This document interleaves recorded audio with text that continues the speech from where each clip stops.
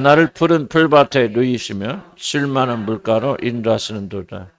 내 영혼을 소생시키시고 자기 이름을 위하여 의의 길로 인도하시는도다. 내가 사망의 음침한 골짜기로 다닐지라도 해를 두려워하지 않을 것은 주께서 나와 함께 하심이라. 주의 지팡이와 막대기가 나를 안위하시나이다. 주께서 내 원수의 목전에서 내게 상을 차려주시고 기름을 내 머리에 부으셨으니 내 잔이 넘치나이다. 선하심과 인자심이 반드시 나를 따르리니 내가 여호와의 집에 영원히 살리로다. 뭐 가장 사람들이 좋아하는 시고 또 이거 보면 거의 남성하죠. 여호와는 막 교회에서 제일 많이 들었기 때문에 그리고 우리에게 가장 많이 위로가 되어지고 축복이 되어지는 귀한 그런 말씀입니다. 정말 이게 뭐 우리가 살면서 이런 놀란 축복이 좀 임했으면 좋겠는데. 근데 이제 사실 뭐 예수 믿는 사람들 삶이 꼭 이렇게 되진 않잖아요. 되진 않고 어려움도 많고 고난도 많고 그런 가운데서 그래도 23편이 우리에게 위로가 되어지고 수많은 사람들이 그런 어려움 가운데서도 결국은 이 말씀대로 살고 이 말씀 위로받고 이 말씀에 힘을 얻고 그래서 또 뭐 일어서게 되어지고 그러다 또 주님 나라 들어가게 되는 거고. 그래서 시편 23편은 우리 하나님과 우리 관계, 또 예수님과 우리 관계 뭐 똑같은 거죠. 하나님, 예수님 같은 분이니까. 뭐 두 개체지만 그러나 같은 분이니까. 그런가 우리와의 관계를 뭐 여러 가지 이제 성경이 그 뭐 예를 들면 하나님 우리 남편이 되었습니다. 남편과 아내의 언약 관계. 여러 가지 포도나무 가지 뭐 이런 식으로 하는데 또 그 중에 하나가 뭐냐? 목자와 양의 관계로 하나님께서 우리에게 축복해 주신다. 우리가 이제 주의할 것은 뭐냐면은 예수 믿는 사람이 되면 시편 23편에 모든 축복이 자동적으로 누려진다. 그런 뜻은 아니겠죠. 이런 이제 우리가 은혜로 하나님의 자녀가 되어지면은 이런 축복을 누릴 수 있는 자격은 주어지지만은 그럼에도 불구하고 그 자격을 갖춘 모든 사람들이 다 모든 걸 누리는 거 아니죠. 이걸 잘 기억하셔야 됩니다. 그래서 그 다음부터는 우리 뭐 물론 성령의 도우심이고 하나님 은혜지만은 이런 성경 약속을 누리느냐 누리지 못하느냐 하는 것은 그것은 비록 성령의 역사를 할지라도 우리에게 달려있다. 구원은 전적으로 하나님 은혜지. 우리가 지난주 설교했지만 정말 저도 다시 한번 들어보면서 많은 은혜를 다시 받았고 제가 정말 믿음으로 구원 받는다는 말을 너무나도 참 서지 못했죠. 참 기뻐하고 즐거워야 된다. 그러나 거기서 끝나면 그게 구원파예요. 다른 게 구원파 아니고 지난번 설교서 종땡 치면 그게 구원파. 그래서 우리가 다 모든 걸 얻었으니 이제 자유있게 됐으니 뭐 한다. 이제 내 멋대로 살아든다 한다면은 죄에 대해서 관심 갖지 말고 이렇게 성화의 삶으로 들어가지 않는다. 그게 구원파. 그러나 이제 문제는 뭐냐면 우리가 이 구원의 기초는 전적으로 오직 믿음으로만 세우거든요. 기초 위에 여러분 집을 세우는 것이지 이 기초와 집이 연결되는 거 아니에요. 좀 설명이 좀 그렇긴 한데 그래서 내가 오직 믿음으로 구원받는 기초가 되어져야만이 그 위에 우리가 행위의 집을 세울 수 있고 만약 행위의 집이 없다면 그것은 집이 아니잖아 아예. 그래서 우리가 저도 이제 믿음으로 구원받는다는 말이 오해가 되어질 수 있기 때문에 사실 하나님께서 야고보서를 통해서 우리가 믿음으로만 구원받는 것이 아니다. 행함이 없는 믿음은 죽음이다 하고 보충해 주는 것이죠. 근데 행위는 어디서 나오냐? 믿음에서 나옵니다. 오직 믿음으로 구원받아서 거기서 기쁨과 감사, 감격이 나오잖아. 그 감격으로 우리가 성령의 능력 가운데서 행하게 되어진다. 이걸 종합해 볼 때 이걸 가지고 구원이라 그렇게 말해요. 그래서 제가 지난주에 오직 믿음으로 구원받는다고 말했을 때 어디에 국한된다고 그랬지? 제한된다? 그 말이 어디에 제한된다고 그랬죠? 그렇지, 바로 죄사함 받고 뭐합니까? 우리의 신분이 하나님 자녀가 된 죄사함 받는. 여러분들이 말씀을 잘 안 듣는 것 같아요. 뻥하고 사시는 것. 여러분 이게 핵심적인 거거든요. 구원은 오직 믿음은 뭐냐? 내 죄가 이미 예수 그리스도 안에서 용서되었다. 용서되었다. 근데 관심 있는 사람 듣는 거예요. 또 들으면서 그 말씀 소화하는 거예요. 그러니까 오직 우리 죄가 용서받고 우리가 하나님의 자녀가 되는 신분이 되어지는 것은 오직 믿음으로. 그 후에 이제 그부터 뭐가 시작되지? 그렇게 된 사람들은 집을 짓죠. 뭐야? 성화의 집을 짓죠. 성령께서 우리에게 선물 오셔서 뭐하냐? 우리를 거룩하게 만들어 가시죠. 그러죠? 그래서 거기서 우리가 만화의 형상이 이루어져 나가는 것. 이것 전체를 가리켜서 구원이라고 말합니다. 구원파는 기초만 계속 얘기하는 거예요. 그리고 기초만 놓고 그냥 기뻐하고 즐거워하면 왜 아무것도 할 것이 없으니까. 내가 내 멋대로 살아도 크게 문제인데 너무 기쁘고 즐거워. 죄지어라 그렇게 안 하겠죠. 구원파를 그런 말 하겠습니까? 그러나 그게 전부고 우리가 설사 죄를 짓는다 할지라도 육신이 짓는 것이지 우리의 구원과는 아무 상관이 없다라고 말하니까 아는 거죠. 제가 믿음으로 구원받는 것이 완전 구원의 완성이라고 말하는 것은 진짜 그렇게 되어진 사람은 성령이 이제 개입하셨기 때문에 우여곡절이 있지만은 반드시 그 후에 성화의 집을 지어갑니다. 참으로 거듭난 사람들은 이제 거룩하게 되어져 나는 과정을 자연적으로 일어납니다. 만약 이게 일어나지 않았다면 뭐가 일어나지 않았던 것이죠? 죄 용서 받음이 일어나지 않았던 것이죠. 왜 구원파의 구원관이 가짜입니까? 성화가 일어나지 않아요. 성화를 말하지 않아요. 그냥 즐겁게 사는 게 기쁘고 그러니까 항상 기뻐요. 구원받들. 왜? 속아서. 그러니까 성화 없는 칭이 없어요. 그 칭이 없는 성화 없어요. 칭이 받지 않고 믿음으로 세우지 않으면 안 된다. 그래서 제가 지금 뭔 얘기를 하려고 그러냐면 관계를 말하는 관계. 예수 그리스도 우리와 믿음으로 관계를 갖고 그분이 우리 안에 역사하셔서 하는 실제적인 관계. 시편 23편 이해하려면 이걸 먼저 이해를 하셔야 돼. 여호와는 나의 목자시니 내가 부족함이 없으리로다. 우리는 항상 뭐에 초점 맞추냐? 내가 부족함이 없으리로다에 초점 맞춰요. 내가 부족함이 없다는 것은 무엇의 결과예요? 여호와는 나의 목자 되신 결과예요. 그러면 여호와 하나님이 나의 목자 되지 않는다면 부족함이 있어 없어요? 있다는 얘기죠. 그럼 부족함이 없는 삶을 살려면은 부족함이 없는 것에 초점 맞춰야 됩니까? 여호와가 나의 목자 되심에 맞춰야 됩니까? 그렇지. 구원이 완성되려면 먼저 뭐예요? 기초를 완전히 닦아야 돼. 기초는 뭐예요? 오직 믿음을. 우리가 어떤 죄를 지었든 우리 선한 행위가 아니다. 우리가 헌금하고 내가 그걸 헌금은 내가 부인하는 게 아니에요. 헌금이 했건 봉사가 됐건 헌신이 했건 뭘 할지라도 우리를 구원하시고 죄 용서받는 것은 유일하게 뭐밖에 없죠? 하나님이 그 아들의 죽으심을 보고 우리를 용서하시는 것 외에는 방법이 없다는 거예요. 그게 돼야 그 다음부터 성령께서 성화의 집을 지어가실 수 있는 거예요. 그런 것처럼 여호와는 나의 목자시. 그럼 중요한 거예요. 여호와는 나의 목자가 되면 우리는 뭐가 돼요? 뭐예요? 양이 돼야 되죠. 그럼 양이 될 때 그럼 양의 조건은 뭐예요? 목자를 순종하고 따라가고 그거는 기본이잖아요. 이게 안 돼 있어. 매일 뭐 목자 따라 오라는데 안 가. 여기서 불 떠면 저쪽 불 떠서 이리한테 물어 뜯겨. 죽어. 도망가. 잃어버려. 그러면 시편 23편에 역사 일어나. 뭐가 주술이냐면요. 여호와는 나의 목자신이라고 하는 이 가장 중요한 구절을 무시하고 내게 부족함이 없으리로다고 믿는 것이 이게 바로 뭐야?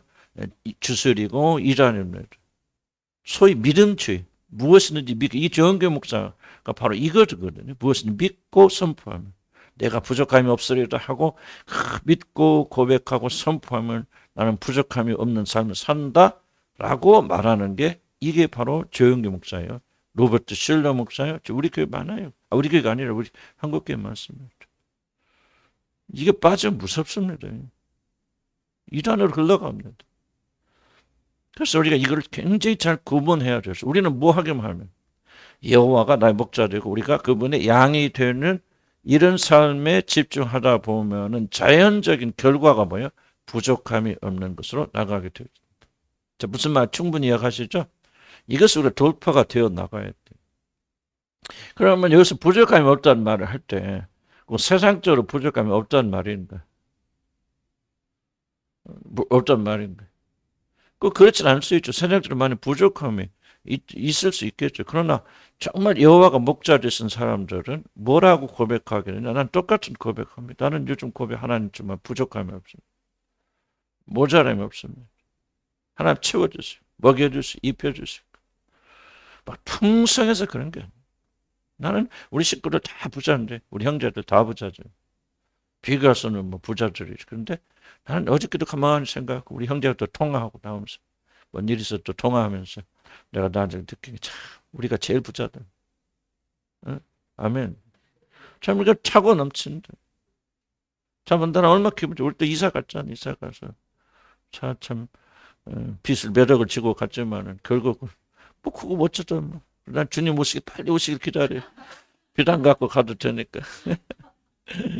근데 처음에는 그게 뭐 참 부담도 하고 되고 어떻게 갚나 뭐나 그런 되는데 근데 가만히 그냥 지나 보니까 너무 감사한 거예요. 그래서 내가 뭐를 설명하냐면 개념을 바꿔야 되는 거예요. 모자라고 부족하지만 여러분이 내게 부족함이 없으리라. 그러니까 잘 보세요. 1절을 잘 읽어주세요. 여호와는 나의 목자시니 내가 부족함이 없으리라. 자, 이 사람이 부족하지 않은 이유가 뭐예요? 그렇지, 이걸 잘 읽으세요. 여호와는 나의 목자시니. 하박국 선지자가 뭐라고? 위안간에 쇠가 없고 밭에 소출이 없고 무화과 날며 열매가 없어도 나는 여호와로 말미암아 기뻐하고 또 기뻐하고 즐거워하리. 바로 그 상태예요. 이런 시편 23편은요. 여러분이 우리가 막 이거 뭐 주고 차는 뭐 채워주고 뭐 해서 그렇게 해서 차고 넘치는 그런 상태가 아니에요. 시편 23편에 충만함 어디 쓰냐? 여호와 하나님이 나의 목자주시니. 자 보세요. 근데 여호와 하나님 나의 목자줄 때는 뭐 이렇게 편안합니까? 그렇지 않죠. 4절 보세요. 내가 사망의 음침한 골짜기를 다닐지라도 지금 그 목자가 어디로 이끌고 가는가? 사망의 음침한 골짜기를 이끌고 가죠. 그러니까 여호와 하나님이 여러분의 목자가 된다고 해서 반드시 좋은 곳으로만 가는 건 아니잖아요. 사망의 음침한 골짜기로 다닐지라도 지금 여러분이 뭐 좀 정도롭지만 그런 느낌을 가질 수 있는 분도 계시잖아요, 여러분 가운데. 정말 사망의 음침한 골짜기다. 눈물의 골짜기다. 또 여러분 때로는 어떤 기간 동안 막 그랬을 거예요. 그분이 다음에 남편 돌아가신 다음에 이런 사망의 골짜기, 눈물의 골짜기를 걸어봤을 거 아니에요. 남편과 사별을 하거나. 그런 분들 다 그런 기간이 있었잖아요. 그런데 뭐라고 고백합니까? 시편 기자는 내게 부족함이 있다고 합니까? 없다고 합니까? 없다고 말하죠. 왜? 여호와는 나의 목자시니. 나는요, 우리가 믿음의 궁극, 목적지가 뭐냐? 나는 이것이 우리 궁극적. 여호와 하나님 한 분만이 우리 모든 것 되신다면 전혀 부족함이 없는 그런 그 상태가 바로 우리는 나는 믿음의 궁극적 독차지라 생각. 먹고 마시고 있고 이런 것을 더 이상 중요하게 여기지 않고 빵 한 조각 놓고도 밥 한 그릇 놓고도 내게 부족함이 없다고 노래할 수 있는. 나는 아직 그렇진 못해요. 뭐 다들 그래도 뭐 밥 새끼 먹고 좋은 집에 있으니까 사니까 뭐 빚이 있건 어쨌건 그거는 어쨌든 그 편하지. 내가 막 전쟁 나고 그랬어요. 여러분 그냥 들에서 봐서 우크라이나 같은 그런 처참한 삶을 살아보세요. 그렇게 되어지겠습니까? 그래서 미리 준비해야 된다. 마지막 때. 그래서 왜 이 사람이 부족함이 없다고 하느냐? 여호와가 나의 목자가 되시. 중요한 질문이에요. 하나님이 여러분의 목자가 되서 여러분을 인도하시면 여러분 진실로 부족함이 없게 느끼십니다. 그런 단계로 우리가 자라나야 된다. 자 보세요. 아직 우리 구원은 믿음으로 받죠. 우리 공략 전혀 없어요. 그러나 그 기초 위에 어떤 사람은 이 믿음의 집을 세워서 여호와는 나의 목자시니 사망의 음침한 골짜기로 다니면서도 내게 부족함이 없다 하고 감사하며 만족하며 사는 사람이 있고 조금만 없고 비바람이 불어도 뭔가 이리 저리 흔들리면서 어디 하나님 살아계시냐 뭐냐 진짜 거듭난 사람도 그럴 수 있거든요. 정말 이게 나는 그런 걸 옆에서 보면서 정말 두렵다. 왜? 나도 그렇게 되지 말라는 법이 어디가 있어. 정말 그래서 나는 정말 이게 두려운 거예요. 지금은 편안하니까 하나님께 축복하시니까 이렇게 섬길 수 있는 길도 있고 일도 있고 그러니까 이렇게 하지만 그런 아무것도 없을 때 병들었을 때 정말 고통할 때 내가 뭐라고 말할 것인가. 그게 나의 진짜 신앙 아니겠어요? 그래서 우리가 이 말씀을 평소에 배워나가면서 우리만 배워야 되겠죠. 2절 보세요. 그가 나를 푸른 풀밭에 두시며 쉴 만한 물가로 인도하시는 듯. 우리 인생에 또 그런 시기로 있지 않습니까? 푸른 풀밭에 두어 있습니다. 말 뜯어먹게 하시잖아요. 많아집니까? 저 보세요. 부족함 없는 상태가 뭡니까? 양은. 그 풀밭에 누워가지고 그 풀밭에 있는 풀을 다 뜯어먹어야 배부릅니까? 짓고 먹을 것만 먹으면 여러분 배부르고 만족합니까? 양들은. 그렇죠. 우리가 만족하지 못한 유일한 이유가 있다면요. 탐심 때문에. 나는 저와 여러분, 우리 저기 21세 대한민국은요. 여러분요, 막 이런 상대적 빈곤하고 어려움 가진 분도 계시겠죠. 그렇긴 하지만요. 지금 다른 나라의 가난과 이런 비교가 안 돼요. 21세 대한민국 지금 우리나라 너무 잘 삽니다. 영국이 아주 영국 같은데 지금 프랑스 보세요. 프랑스 완전 IMF 빠지잖아요. 그 지금 프랑스 같은 대국, 영국 보세요. 영국 세계 5대 우리보다 훨씬 더 지표가 높은 나라 아닙니까? 그런 나라에서 말이죠. 점심에 한 끼를 없어서 못 먹는 아이들이 400만이래요. 영국 같은 큰 선진국. 프랑스 지금 난리나서 조금 있다고. 왜 부채 많잖아요. 우리나라 조금씩 그렇게 됩니다.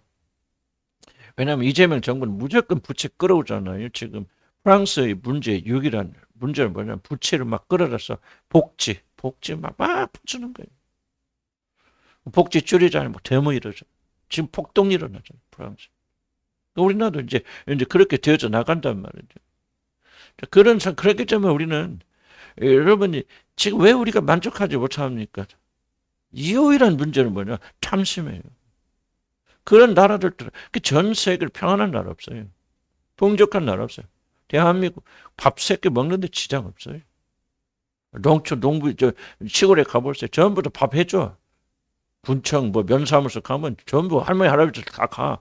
뭐냐? 거기서 밥 해주는데 1,000원인가 얼마 되면요. 그냥 걸판지게 다 해주는데 보니까 동네마다 면사무소가 다 있어 거기. 이거 도대체 어떤 나라인가 나 몰라. 나는 유럽 아무리 복지 좋아도 나 그런 나라 처음 들어보죠. 지금 대한민국 너무 잘 삽니다. 물론 이제 내리막길을 걸어갖고 있어서 이제 우리도 머지않아 이제 영국 쫙 나오고 머지않아 갈 것도 없어. 이재명 정부 끝나기 전에 벌써 그렇게 됐거든요. 네, 그거는 뭐 우리가 그래서 지금 현재는 우리가 부족함이 없는 그런 나라예요. 문제는 왜 만족하지 못해? 왜 우리가 푸른 초장에 주님이 누우시고 실만 물가를 인도하시는데 왜 그걸 느끼지 못하고 있는가? 좀 뭐 하는 거예요? 탐심. 깨닫지 못해. 지금 여러분 뭐하고 오늘 나오셔서 풀밭에 누우시고 실만 물가 인도하셔서 육신의 것이 아니라 영혼의 것을 먹고 계시잖아요. 그런데 뭐가 없어? 만족이 없죠. 현대인들이 부자 나라가 가면 갈수록 뭐가 없냐면요. 만족이 없어요. 참 이게 굉장히 좀 큰 문제다. 우리를 또 이 점을 잘 기억해야 된다. 그가 나를 푸른 풀밭에 두시고 실만. 여러분 하나님을 여호와를 목자 삼아 가시면 그분이 나를 인도하실 때 우리는 때로는 어려운 길도 있고. 자 그렇죠. 나는 지금 내가 왜 2절 같은 데 특별히 관심 가냐면 나는 좀 우리 가정에 지나간 과거를 보면 참 우리 가정에 참 얼마나 엄청나게 참 어려움이 많이 있었고. 근데 요즘 무슨 느낌이 드냐? 좀 푸른 풀밭에 누우시고 실만한 물가를 인도하셨군요. 그런 좀 생각과 느낌과 감사를 많이 가지거든요. 완전하지 않지만 정말 과거를 비교해 보면은 정말 우리가 푸른 풀밭에 누워 있다. 근데 중요한 질문은 그걸 얼마나 내가 인식하면서 하나님께 감사드리고 있는지. 탐심이 있다면은 이거 갖고 모자라고 감사하지 못하는데 그런 일이 있지 않을까 저는 그런 생각이 들거든요. 여러분 꼭 기억하시기 바랍니다. 여호와가 여러분이 목자 되어서 여러분 그분이 이끄신 대로 가게 되어지면요. 절대로 여러분 하나님 여러분 푸른 풀밭에 누우시고 실만 물가 인도하시는 이 축복이 반드시 나는 여러분을 임한다. 다만 탐심이라는 게 들어가면은 그걸 깨닫지 못할 뿐이지. 자족하는 마음을 가지고 감사하는 마음을 가진다면은 나는 하나님께서 반드시 여호와 목자를 삼는 자고 여호와 하나님만 따라가는 모든 자들에게 하나님은 반드시 그런 축복을 주실 것이다. 이미 여러분은 그런 적 있잖아요. 어떻습니까? 그래 안 그래요? 난 우리 교회도 보면 정말 푸른 풀밭도 있고 참 이게 참 나는 굉장히 좋아요. 어려움도 참 많았지. 나 말부터 어려움도 많이 있었고, 내가 참 어쩌다 이런 교회를 개척하고 이렇게 고생하는가. 그런 생각도 했지만, 이제 그런 시기를 지나서 참 요즘 푸른 풀밭에 너무 누워있다가 자빠져 자면 안 되잖아요. 네, 그렇긴 하지만 참 그런 생각이 들어요. 이때 우리가 염려할 것은 게으를까? 또 우리가 옛날로 돌아가서 또 세상에 빠질까 염려스러운 것이죠. 하나님께서 여호와 목자를 삼아 나가면은 꼭 믿을 수 있게 바라. 그래서 저는 이런 믿음이 생겼나. 저는 이사 가면서 저는 뭐 여기다 내쳤는데 이사 가면서 6년 여기 살았는데요. 여기 살면서 난 잘 못 느꼈어. 우리 집사람은 이게 나 이사 나가면서 내가 현실을 보니까 정말 6년 동안 정말 고생했다 여기 살면서 생각했더니 그냥 보니까 곰팡이 막 끼어 있지 뭐 있지 가스 이게 커도 안 되니까 훅 불어서 6년을 그랬거든. 집주인 안 고쳐줘. 집세 싸라고. 그렇지 뭐 하여간 시끄러서 잠 못 자지. 그 열차 계속 왔다 갔다 엘리베이터 신일 유튜브를 이사 가지 마 엘리베이터 고치긴 한다고 그러더라고. 계속 소리는 6년을 고통을 살았죠.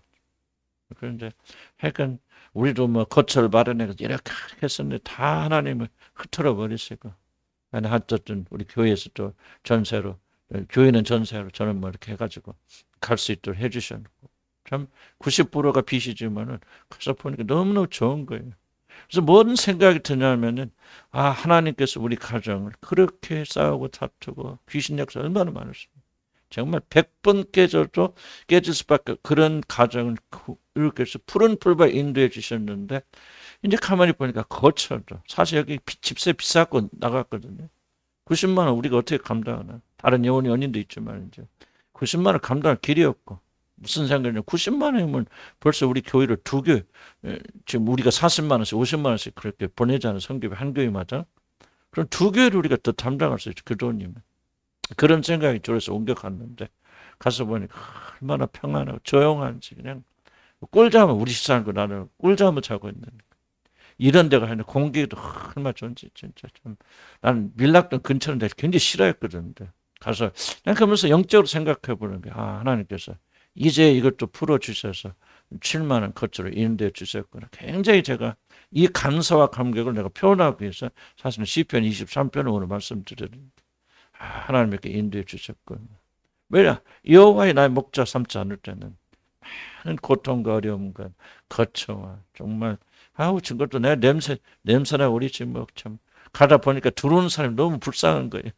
싸서 들어오긴 하지만 그런 상에서 6년 동안 살게 하시고 또 새롭게 또 편하게 이사하게 해주셔서 너무 고맙고 감사한데 이것이 바로 그냥 우연이 아니라 하나님께서 푸른 풀밭에 누우시며 실만 인도하시는데 그게 뭐가 있다는 내가 강조하고 싶은 거예요.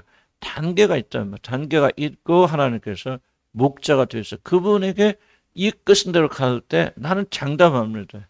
우리 부자가 아니고 그런 것이 아니라 우리가 쉴만한 풀밭에 하나님 누워주시고 누인다는 말은 뭐예요? 양들이 배불리 먹으면요. 지가 못 누워. 그러니까 목자 다 눕힙니다. 그럼 다 목자 양들 누워서 그냥 이게 도는 잠자는 그런 그 안식을 나는 하나님 반드시 우리에게 주신다 믿어요. 그래서 여러분 낙심하지 마세요. 아직까지 그런 단계 가지 못하신 분들은 낙심하지 마시고 격려 위로받으시고 그리고 탐심에 빠지지 마시고 하나님 반드시 그런 날을 우리에게 주실 그런 소망 가운데 오늘 또 믿음에 전진하게 되면 나는 여러분 살아생전에도 여러분이 갑자기 부자가 되는 건 아니지만은 여러분이 감사하며 안식할 수 있는 그런 가정과 모든 걸 허락해 주신다 믿습니다. 아멘.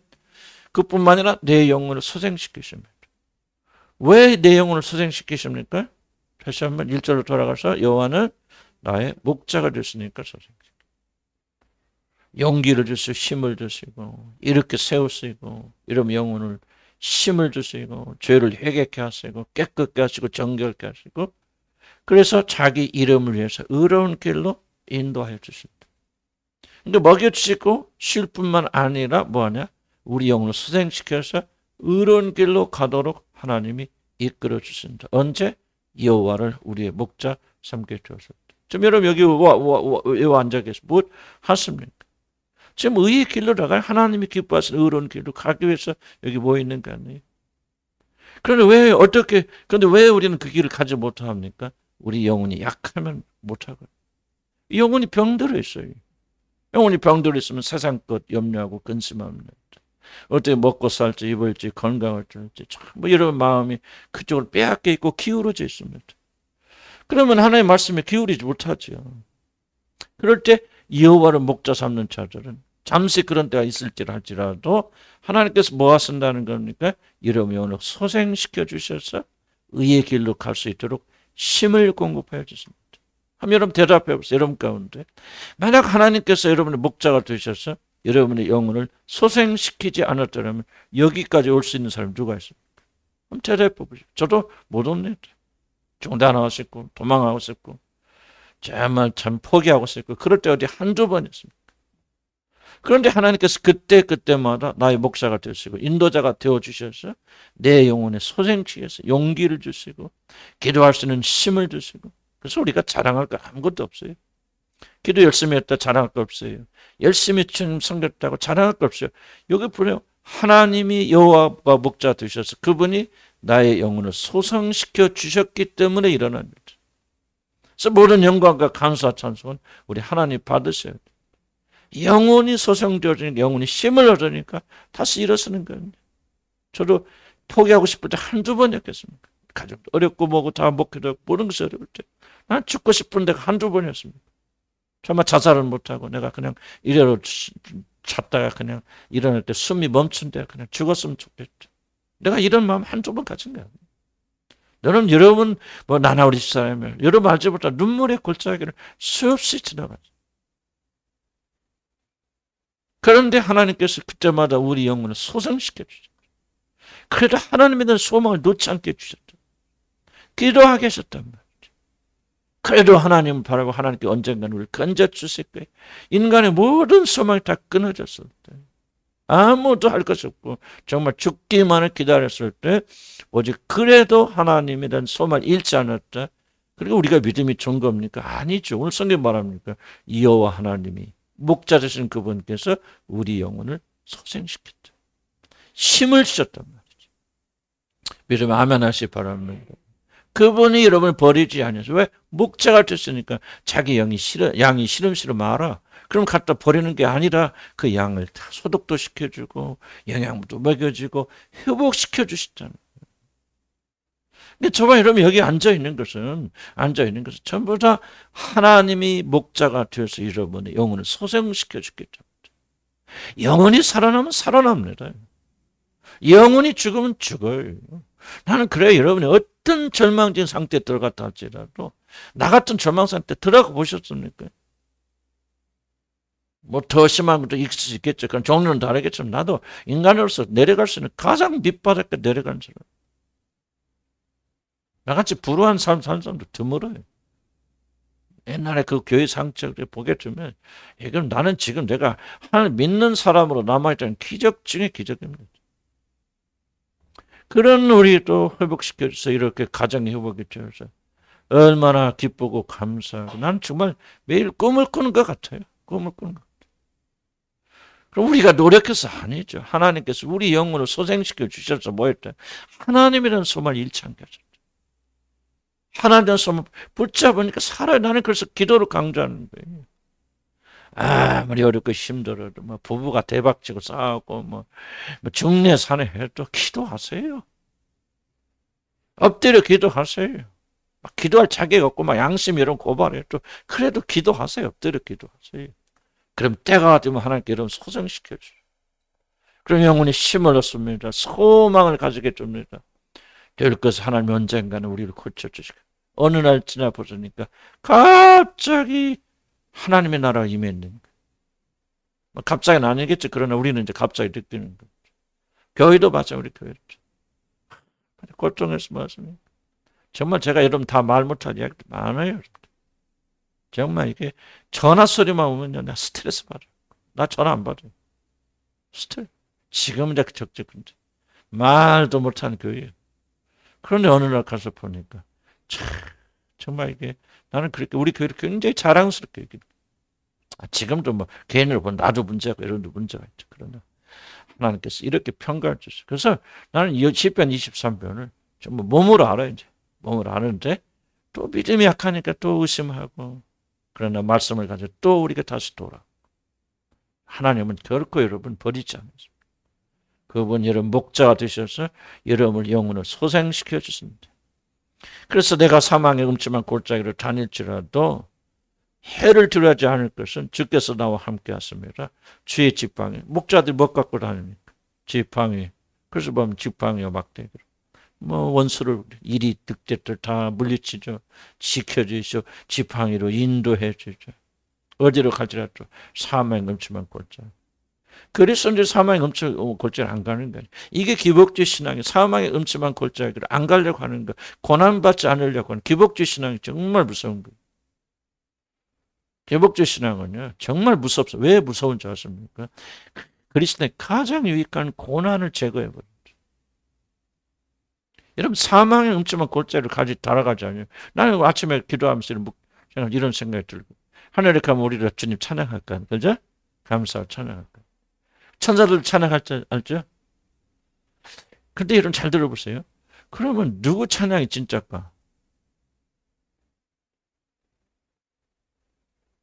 그렇죠? 저국에 가서 천사들도 찬양하고, 우리들이 찬양과 천사들이 찬양 어떻게 다를까? 네? 다르죠. 많이 다릅니다. 뭐가 다를까? 여러분 천사들은요 하나님의 은혜를 모릅니다. 천사들은요 하나님의 은혜가 무엇인가를 몰라요. 하나님의 사랑이 무엇인가를 뭐 지식적으로는 알겠죠. 근데 우리들이 하나님 앞에 나와서 하나님의 어린 양의 보혈을 천사들은 찬양할 수 없어요. 여러분 이 비밀 아십니까? 뭐 하나님 뭐 그렇게 객관적으로는 찬양할 수 있죠. 객관적으로. 그러나 천사들이 타락한 천사는 다 지옥 가죠. 그 천사는 타락해 본 적이 없어요.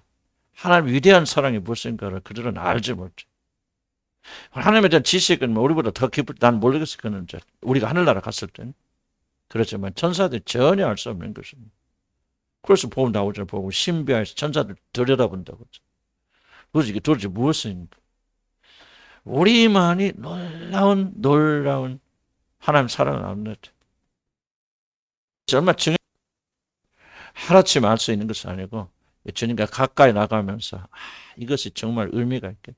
그래서 우리가 변한다는 것은 이 생각이 변한다는 거죠. 무엇이 여러분 귀중합니까? 세상적인 사람들은 돈, 물질, 자식의 성공이 더 귀합니다. 그러나 여러분이 그런 세상적인 사람들이 하나님 사람 밖에서 나간다는 것을 보면 하늘나라에서 중요하게 여기는 것들이 이런 굉장히 값지게 여겨지는, 하늘나라에서 가장 값진 게 뭐냐? 우리들의 놀라운 특권이 뭐냐? 우리들만이 구속의 영광 안다. 할렐루야, 아멘. 놀라운 거예요, 놀라운 건데 지금 실감 안 나죠. 나도 이렇게 말하지만 조금 실감 나지. 기쁜 실감 안 나요. 왜? 육신에 갇혀있기 때문에. 그러나 점점 변화되어져서 영광의 나라 들어갔을 때는요, 우리들만이 부를 수 있는, 구속받은 자들만이 부를 수 있는 찬양이 있어요. 그 찬양은 천사를 못 부릅니다. 모릅니다. 구경만 하는 거지. 천사는. 그러나 우리 속에는 감사와 감격이 있습니다. 놀라운 거예요. 천사들은 혹시라도 배반할지, 뭐 하나님 배반할지 몰라도 우리는 배반할 수 없죠. 예수의 피를 알고 구속받은 자. 놀란 난 축복이다. 무슨 말을 지금 하고 있느냐면, 여러분이 사망의 음침한 골짜기를 여러분 다녀보지 않은 사람들은요, 하나님 은혜가 뭔지 몰라요. 거기 빠져봤고 눈물 골짜기를 거쳐봤고 거기서 건져받은 자들, 그때만이 우리가 하나님이 함께하여 주시고 주의 지팡이와 막대기로 우리 인도하여 주시는 놀라운 은혜를 가지고, 하여간 이 놀라운, 그래서 나는 지금 여러분들이 고민하고 싶은 것은, 지금 어려움이 있고 낙담 들은 일이 있고 사망의 음침한 골짜기 다닐 수 있잖아요, 여러분. 뭐 사는 사람이 죽는다, 병이 들렸다, 또는 뭐 재산을 뭐 돈을 다 잃어버렸다. 그럴 때 그런 경험이 있잖아요. 나도 그런 경험 해보고 정말 깜깜하죠. 가지고 하여간 모든 것을 다 잃게 되어지고, 그런 상황 속에서도 우리가 어떻게 견뎌낼 수 있느냐? 여호와가 우리의 목자 되시기 때문에 그분이 우리를 이끌고 갈 때는, 자 보세요. 나는 여러분이 그 길을 잡으세요. 눈물의 골짜기, 고통의 골짜기를 갈 때 무엇이 우리를 두렵게 만듭니까? 왜 두렵죠? 예? 뭐 끝나지 않는 그런 것도 있죠. 뭐 여러 가지 있지만 가장 중요한 것은 나 혼자다라는 생각. 이것이 두렵게 만듭니다. 사망의 엄청난 골짜. 내가 공동체를 많이 강조하는 것도 이거거든요. 홀로 가려면 두렵지만은 같이 가면 두렵잖아요. 사망의 음침한 골짜기를 갈 때는 뭐 언제 끝날 그것도 중요하지만 그러나 뭐가 있습니까? 나 홀로 이 길을 가고 있다. 그 사람 잊어버린 게 뭐예요? 여호와는 목자 되니까 목자는 결코 양들이 사망의 음침한 골짜기는 게 뭐예요? 내가 볼 때는 늑대들이 막 노리고 뭐하고 그걸 시적으로 표현하는 것 같아요. 다윗이 뭐예요? 목자였잖아요. 사망의 음침한 골짜기가 막 늑대들이 이리들이 막 노리고 있는 그 골짜기를 갈 때는 뭐예요? 어떻게 하겠습니까? 목자가 지팡이를 팍 들고 나 떨어 바짝 붙어 양들아. 알아듣지 몰라도 말은 그렇게 하겠지. 바짝 붙어라 하고 막 그럼 양들도 알거든요. 좀 두려웠고 늑대들 냄새도 나고 소리도 들리니까 막 치치 붙어서 목자들 따라오잖아요. 그러니까 목자가 막 막대기를 들고 지나가는 앞서서 인도하는 그 힘으로 이 사망의 음침한 골짜기를 통과하죠. 두려워하지 않는다. 양들이 두려워하지 않는다. 목자가 있으니. 그럼 목자가 없으면 뭐예요? 막 늑대들 와서 이리저리 뜯어먹으니까 얼마나 두렵습니까? 잘 들으시기 바랍니다. 우리는 결단코 사망의 음침한 골짜기를 통과하지 않으려고 해서는 안 됩니다. 그건 반드시 우리가 인생의 특장을 가야 되고 하나님 믿고 있습니다. 뭐를 잊어버리면 안 됩니까? 저도 죽음에 대한 공포가 있잖아요. 없을 수 없죠. 그리고 혹시나 마음이라도 걸려서 막 고통하는 거 보고 막 우리 주위에 또 뭐 형님 한 분도 또 막 이렇게 암으로 막 암이다 보다 죽네 사네 지금 그런 상황이거든요. 그런 공포가 없다면 거짓말이에요. 그런데 제가 하나님께 기도하면서 하나님께 주신 위로가 뭐냐? 자 보세요. 암이 안 걸렸으면 좋겠다. 난 그렇게 기도해요. 우리 교인들 그렇게 하지만은 누가 압니까 또 하나님 뜻이 어디 있는지 또는 뭐 그런 경우에 여러분 꼭 이걸 잊지 마세요. 여러분이 뭐를 항상 기도하냐? 죽음의 골짜기를 지나갈 때 그분이 우리와 동행하신다는 사실. 나는 그거를 극복해서 그렇다. 내가 죽을지 몰라. 암에 걸릴지 몰라. 뭐 그럴 수도 있겠죠. 뭐 내가 아니라고 어떻게 하겠어요? 뭐 우리 집사람은 그럴 수도 있고 누가 그걸 보습니까? 그러나 하나님께 어떤 위로를 주시냐면 그러나 그 죽음을 반드시 주님이 동행하여 주실 거예요. 나는 이 믿음을 여러분이 꼭 가지길 난 주를 간절히 축복합니다. 인생에 살면서 가난과 병과 어떤 관계 파괴와 많은 어려움들을 여러분 다 겪으실 수 있습니다. 다 겪으실 수 있는데 그 겪을 때마다 우리가 잊지 말아야 되는 건 결코 우리는 홀로가 아니다. 주님이 반드시 우리와 뭐 하신다? 동행하여 주신다. 이 죽음의 길을 여러분 들어가. 이제 여러분 나이들이 60, 70년 넘어가죠. 죽음이 이제 현실적으로 오잖아요. 저도 우리 형제들 큰 형님 돌아가셨어요. 둘째 형님도 뭐 암이 어찌나 뭐 이러고 있는 상황이. 또 우리 누님도 80 넘어가.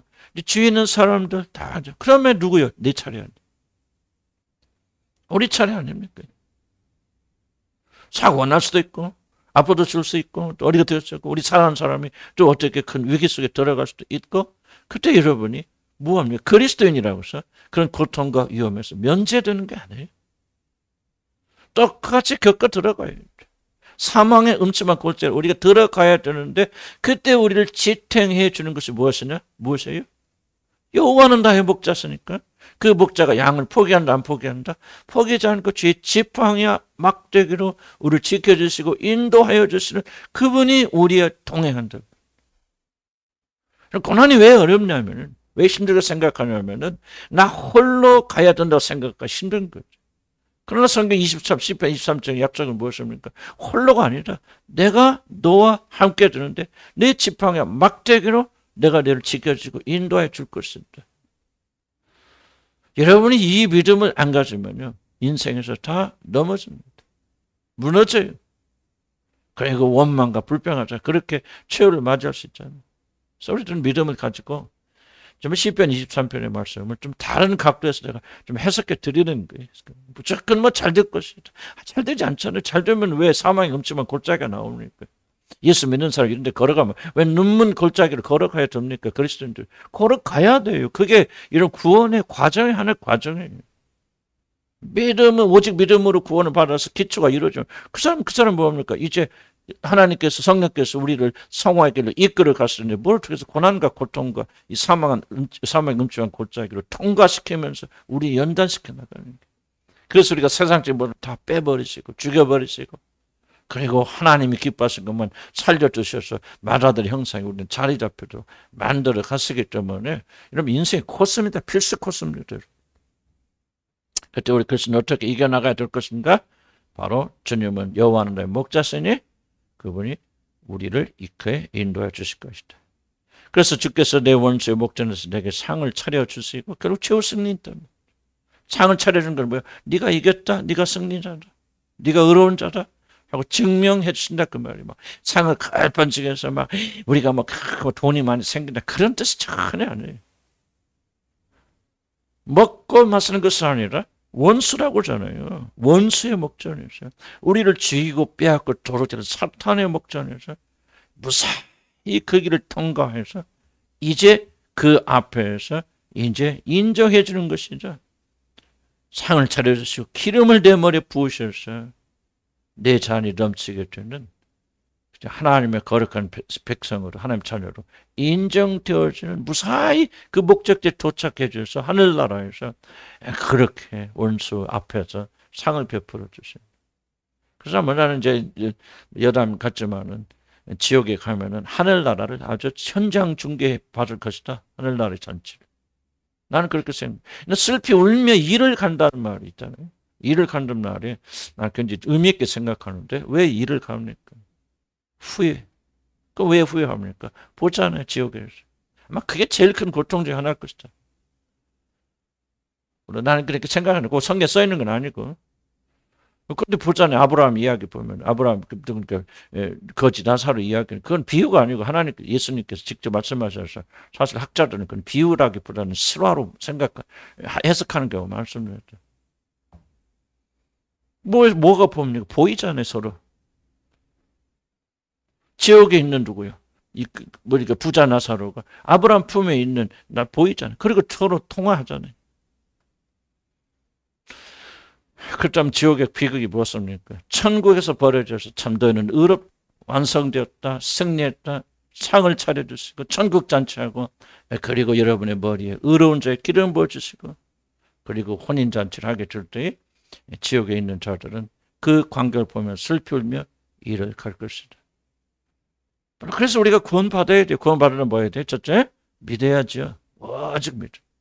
믿음에 섞여들어 만든다 그 말이에요.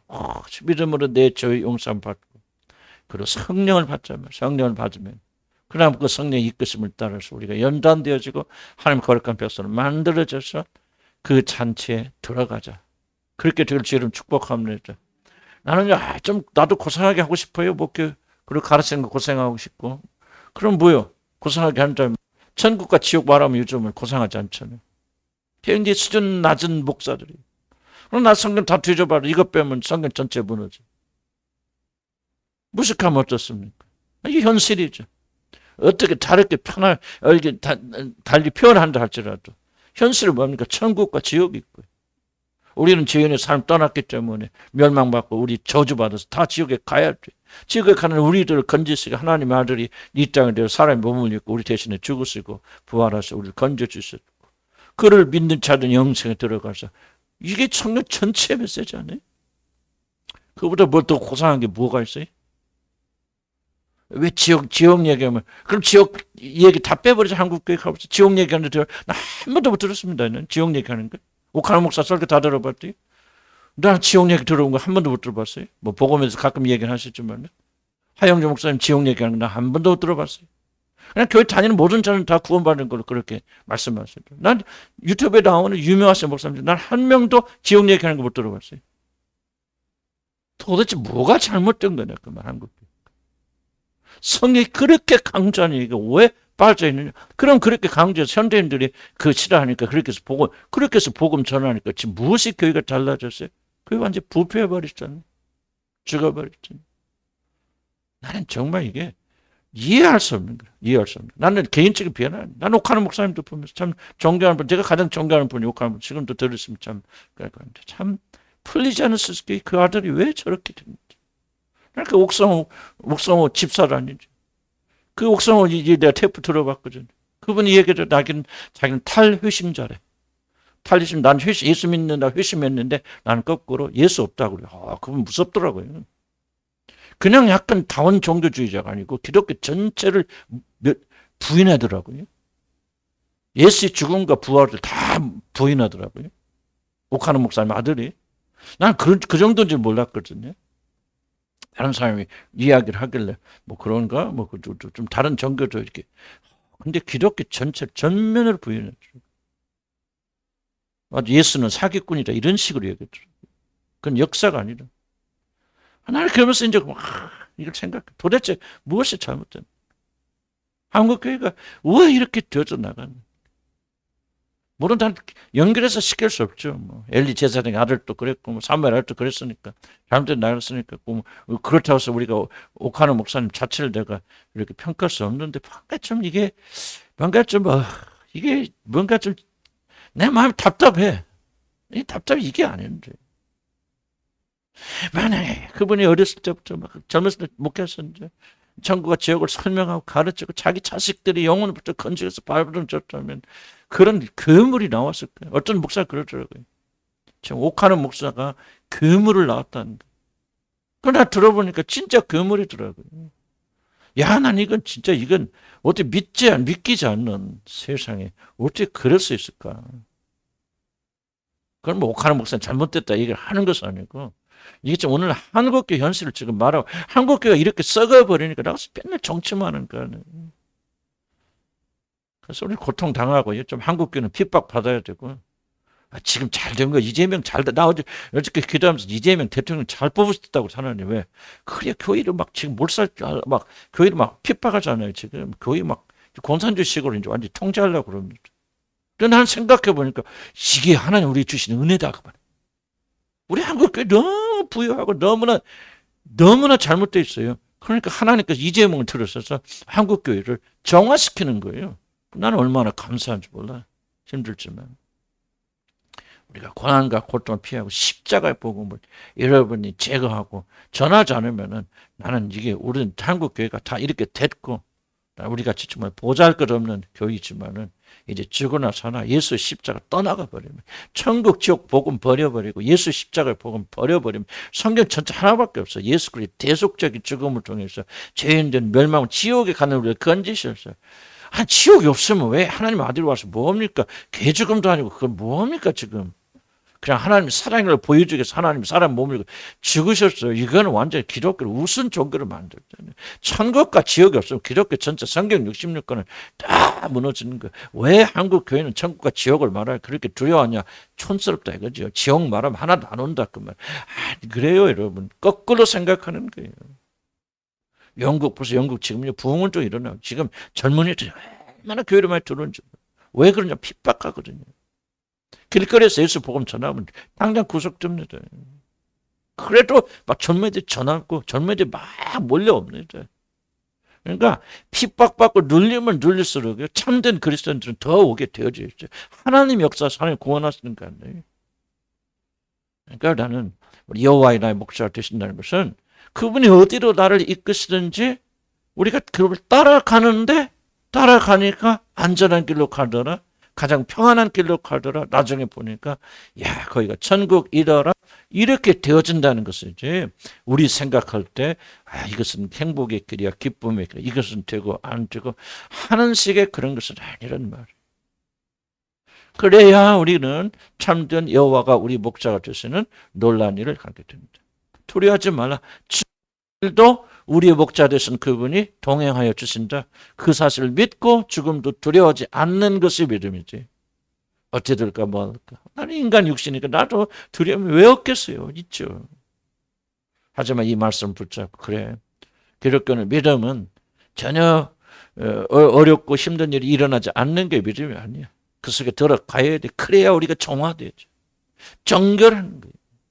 그래서 내가 우리 한국 기독교는 고난이 필요하다 말하는 것이 이재명 대통령이 된 것이 우리 한국 기도의 천만다행이다 나는 그렇게 생각합니다. 그러니까 좀 교회가 좀 핍박 당했대. 우리 코로나 때 그래도 얼마나 좀 진지했어. 그러죠? 코로나 때문에 저녁마다에서 기도할 때 얼마나 뜨거웠어요. 뜨거웠어 안 뜨거웠어요? 코로나 끝나니까 고난이 끝났다고 다 퍼져버리잖아 우리들이. 그래서 우리는 고난이 필요하다. 하나님이 이끌어 가십니다. 그럴 때 하나님께서 우리 원수의 목전에서 너는 어렵다고 기름 부어주시고 상을 차려주신다. 내 잔이 넘치나이다. 왜? 여호와가 나의 목자시니 다 걸려요. 내 잔이 넘치나이다. 내 평생에 선하신 내 인자시 반드시 나를 따르니. 자, 평생에 선하신 거 인자하시 무엇입니까? 고난당하지 않는 겁니까? 어려움 겪지 않는 것입니까? 고난과 어려움 속에서도 우리를 끝까지 인도하시고 승리하여 주셔서 이제 마지막 날에 원수 앞에서 상을 베풀어 주시고 기름 부어 주신 것이 선하신 거 인자하십니다. 선하신 거 인자하시면 때로는 뒤로 물러서죠.